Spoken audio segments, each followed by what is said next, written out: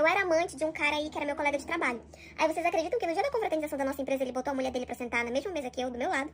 Ei, fica aqui a história nova. De início era realmente só uma amizade, sabe? Ele falava muito sobre o casamento dele, eu falava muito sobre o meu, que na época eu tava casada e meu casamento não andava muito bem. Então a gente meio que desabafava sobre um relacionamento um do outro. Falei pra vocês, meu casamento andava muito ruim, depois de um tempo eu acabei me divorciando e fiquei solteira.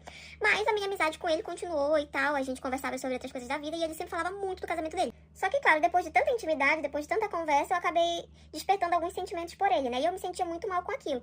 E aí eu fui surpreendida com o fato de que ele também estava tendo sentimentos por mim. Ele sempre falava muito mal do casamento dele, né? Então eu esperava, eu acreditava que assim como eu me separei, ele também ia se separar logo em seguida. Porque do jeito que ele pintava o casamento dele, parecia ser um inferno. Só que até então, a revelação dos nossos sentimentos um pelo outro foi só uma conversa. Por quê? No meu casamento anterior, eu já tinha sido traída, então eu sabia exatamente como doía. Então eu falei pra ele que, ok, nós tínhamos conversado, colocado as coisas assim em pratos limpos, mas que a gente não ia ter nada enquanto ele não se divorciasse da mulher dele, porque eu já tinha sido traída e eu sabia o quanto doía, e eu não ia fazer aquilo. Obviamente que ele insistiu um pouco mais, mas eu continuei recusando. Eu, particularmente, achava o casamento deles muito estranho, sabe? Porque, tipo, ele falava comigo a todo momento, praticamente 24 horas por dia. Quando ele tava na casa dele, ele falava comigo por chamada de vídeo e tal.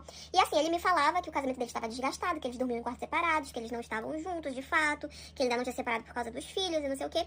Então, assim, eu comecei a acreditar nisso justamente por esse fato de que nunca tinha, assim, uma hora ruim pra falar comigo. Ele falava comigo o tempo todo por chamada de vídeo e de noite, de madrugada. Então, eu realmente acreditei que o casamento dele estava desgastado. Mas eu sempre aconselhava ele a conversar com ela e a resolver essa situação de uma vez por todas.